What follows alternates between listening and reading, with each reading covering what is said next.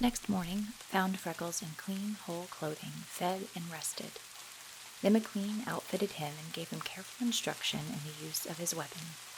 The boss showed him around the timberline and engaged him in a place to board with the family of his head teamster Duncan, whom he had brought from Scotland with him and who lived in a small clearing he was working out between the swamp and the corduroy.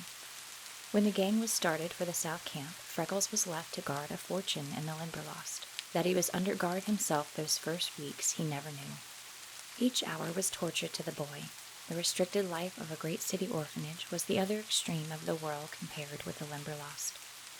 He was afraid for his life every minute. The heat was intense. The heavy wading boots rubbed his feet until they bled. He was sore and stiff from his long tramp and outdoor exposure. The 7 miles of the trail was agony at every step. He practiced at night under the direction of Duncan until he grew sure in the use of his revolver. He cut a stout hickory cudgel with a knot on the end as big as his fist. This never left his hand. What he thought in those first days he himself could not recall clearly afterward. His heart stood still every time he saw the beautiful marsh grass begin a sinuous waving against the play of the wind, as McLean had told him it would. He bolted 1/2 a mile with the first boom of the bittern, and his hat lifted with every yelp of the shite-poke. Once he saw a lean, shadowy form following him, and fired his revolver. Then he was frightened worse than ever for fear it might have been Duncan's collie. The first afternoon that he found his wires down, and he was compelled to plunge knee-deep into the black swamp muck to restring them, he became so ill from fear and nervousness that he scarcely could control his shaking hand to do the work. With every step he felt that he would miss secure footing and be swallowed in that clinging sea of blackness. In dumb agony he plunged forward, clinging to the posts and trees until he had finished restringing and testing the wire. He had consumed much time. Night closed in. The Limberlost stirred gently, then shook herself, growled, and awoke around him. There seemed to be a great owl hooting from every hollow tree, and a little one screeching from every knothole. The bellowing of big bullfrogs was not sufficiently deafening to shut out the wailing of whippoorwills that seemed to come from every bush. Nighthawks swept past him with their shivering cry, and bats struck his face. A prowling wildcat missed its catch and screamed with rage. A straying fox bayed incessantly for its mate. The hair on the back of Freckles' neck arose as bristles, and his knees quivered beneath him. He could not see whether the dreaded snakes were on the trail, or, in the pandemonium, hear the rattle for which McLean had cautioned him to listen. His breath whistled between his teeth. The perspiration ran down his face and body in little streams.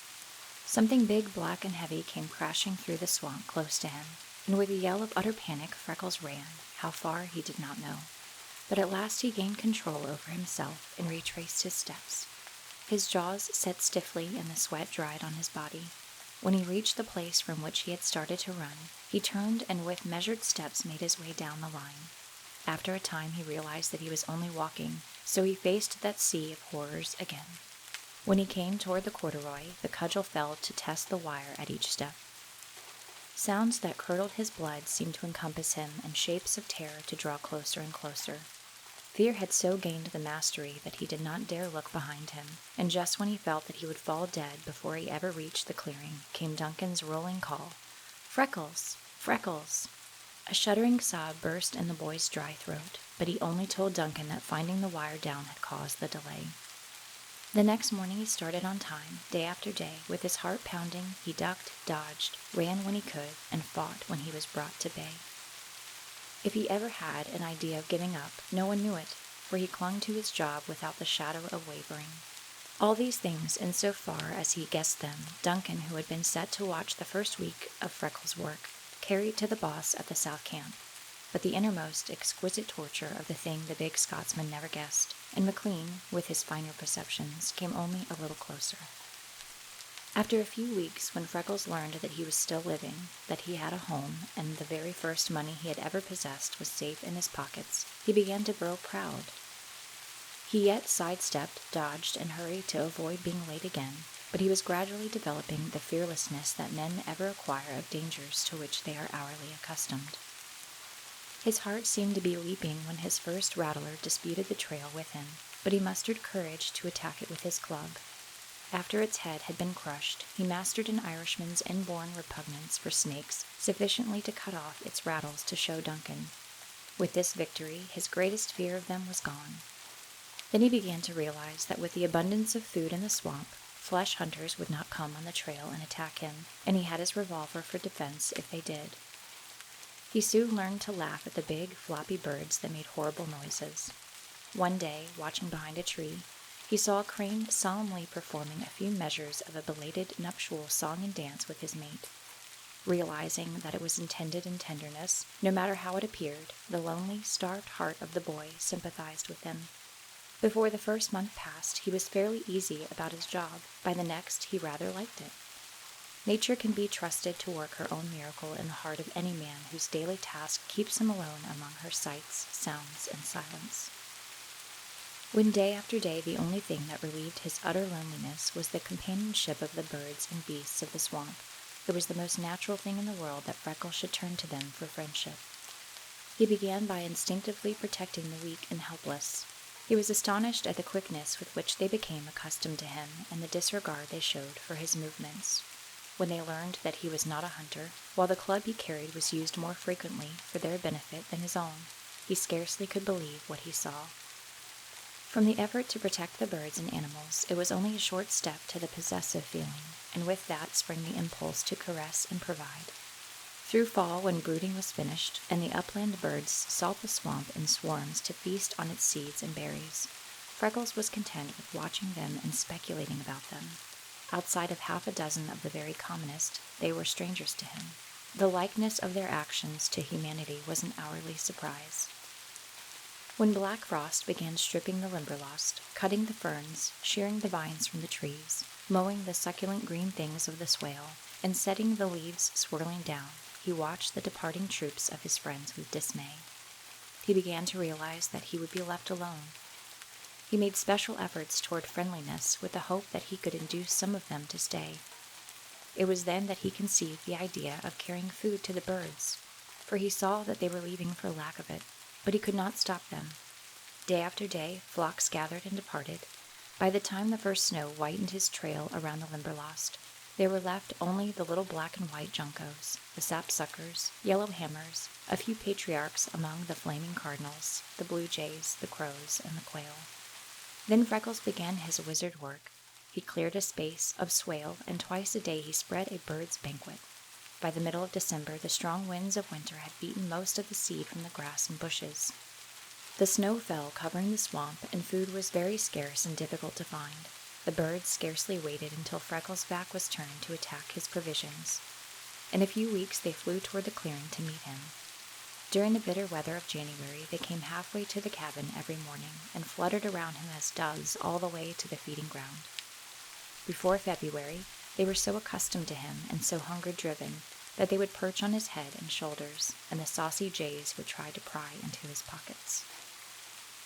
Then Freckles added to wheat and crumbs every scrap of refuse food he could find at the cabin. He carried to his pets the parings of apples, turnips, potatoes, stray cabbage leaves, and carrots, and tied to the bushes meat bones, having scraps of fat and gristle. One morning, coming to his feeding ground unusually early, he found a gorgeous cardinal and a rabbit side by side, sociably nibbling a cabbage leaf, and that instantly gave to him the idea of cracking nuts from the store he had gathered for Duncan's children for the squirrels, in the effort to add them to his family. Soon he had them coming, red, gray, and black. Then he became filled with a vast impatience that he did not know their names or habits. So the winter passed. Every week McLean rode to the Limberlost, never on the same day or at the same hour. Always he found Freckles at his work, faithful and brave, no matter how severe the weather. The boy's earnings constituted his first money, and when the boss explained to him that he could leave them safe at a bank and carry away a scrap of paper that represented the amount, he went straight on every payday and made his deposit, keeping out barely what was necessary for his board and clothing. What he wanted to do with his money he did not know, but it gave to him a sense of freedom and power to feel that it was there. It was his, and he could have it when he chose. In imitation of McLean, he bought a small pocket account book, in which he carefully set down every dollar he earned and every penny he spent. As his expenses were small and the boss paid him generously, it was astonishing how his little hoard grew. That winter held the first hours of real happiness in Freckles' life. He was free. He was doing a man's work faithfully, through every rigor of rain, snow, and blizzard. He was gathering a wonderful strength of body, paying his way, and saving money. Every man of the gang and of the locality knew that he was under the protection of McLean, who was a power. This had the effect of smoothing Freckles' path in many directions. Miss Duncan showed him that individual kindness for which his hungry heart was longing. She had a hot drink ready for him when he came from a freezing day on the trail. She knit him a heavy mitten for his left hand, and devised a way to sew and pad the right sleeve that protected the maimed arm in bitter weather. She patched his clothing, frequently torn by the wire, and saved kitchen scraps for his birds, not because she either knew or cared anything about them, but because she herself was close enough to the swamp to be touched by its utter loneliness. When Duncan laughed at her for this, she retorted, "My God, Manny, if Freckles hadn't of them birds and the beasts, he would always be alone. It was never meant for a human being to be so solitary. He'd get touched in the head if he hadn't them to think for and to talk to." "How much answer do you think he gets to his talkin', lass?" laughed Duncan. "He gets the answer that keeps the eye bright, the heart happy, and the feet walking faithful the rough path he's set them in," answered Miss Duncan earnestly. Duncan walked away, appearing very thoughtful. The next morning he gave an ear from the corn he was shelling for his chickens to Freckles, and told him to carry it to his wild chickens in the Limberlost. Freckles laughed delightedly. "Me chickens," he said. "Why didn't I ever think of that before? Of course they are. They are just little brightly colored cocks and hens. But wild is no good. What would you say to me, wild chickens being a good deal tamer than yours here in your yard?" "Hoot, lad!" cried Duncan. "Make yours light on your head and eat out of your hands and pockets," challenged Freckles. "Go and tell your fairy tales to the wee people. They're just a brash and believin' things," said Duncan. "Ye canna invent any story too big to stop them from callin' for a bigger." "I dare you to come see," retorted Freckles. "Take ye," said Duncan. "If ye make just one bird lich on your head or eat from your hand, ye are free to help yourself to my corn crib and wheat bin the rest of the winter."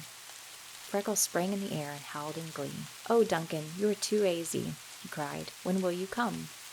"I'll come next Sabbath," said Duncan, "and I'll believe the birds of the Limberlost are tame as barnyard fowl when I see it, and no sooner." After that, Freckles always spoke of the birds as his chickens, and the Duncans followed his example. The very next Sabbath, Duncan, with his wife and children, followed Freckles to the swamp. They saw a sight so wonderful it will keep them talking all the remainder of their lives, and make them unfailing friends of all the birds.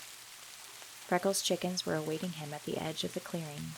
They cut the frosty air around his head into curves and circles of crimson, blue, and black. They chased each other from Freckles, and swept so closely themselves that they brushed him with their outspread wings. At their feeding ground, Freckles set down his old pail of scraps and swept the snow from a small level space with a broom improvised of twigs. As soon as his back was turned, the birds clustered over the food, snatching scraps to carry to the nearest bushes. Several of the boldest, and a big crow and a couple of jays, settled on the rim and feasted at leisure, while a cardinal that hesitated to venture fumed and scolded from a twig overhead. Then Freckles scattered his store. At once the ground resembled the spread mantle of Montezuma, except that this mass of gaily colored feathers was on the backs of living birds.